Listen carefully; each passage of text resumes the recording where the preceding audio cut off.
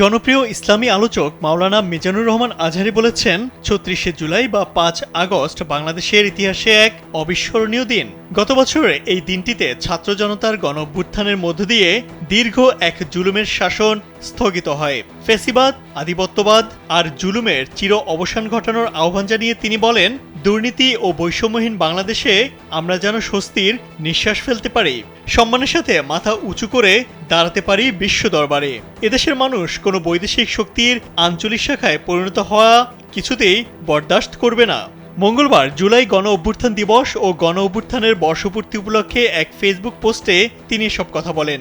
Jamuna smart refrigerator, smart লাইফে smart refrigerator. পোস্টে অধ্যাপক মোহাম্মদ ইউনূসের নেতৃত্বাধীন অন্তর্বর্তীকালীন সরকারের প্রশংসা করেন মাওলানা মিজানুর রহমান।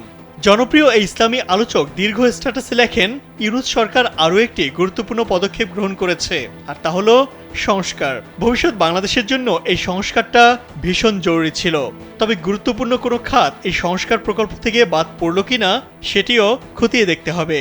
একই সাথে এ বিষয়টিও বিবেচনায় রাখা অপরিহার্য, প্রয়োজনীয় সংস্কারের অভাবে ভবিষ্যতে যেন কোনো ফ্যাসিবাদী শক্তি আবারও মাথাচাড়া দিয়ে উঠতে না পারে। স্থগিত হওয়া জুলুমের শাসন আবারও যেন দেশের মানুষের উপর চেপে বসার সুযোগ না পায় সেটি উল্লেখ করেন মাওলানা আজহারী। তিনি বলেন, নতুন বাংলাদেশের মানুষ রাজনৈতিক দলগুলোর মধ্যে পরিচ্ছন্ন এবং প্রতিযোগিতামূলক রাজনৈতিক চর্চা দেখতে চায়। কোনো প্রকার হানাহানি, মারামারি বা বিভক্তি আর দেখতে চায় না দেশের সাধারণ মানুষ। দেশে এখন রাজনৈতিক স্থিতিশীলতা অত্যন্ত জরুরি। একটি স্থিতিশীল রাজনৈতিক পরিবেশ দেশকে আরও অনেক দূর এগিয়ে নিতে সহায়তা করবে। জনপ্রিয় এই ইসলামিক আলোচক আরও বলেন, আসুন ভেদাভেদ দূরে ঠেলে ঐতিহাসিক এই সম্ভাবনাকে কাজে লাগাই।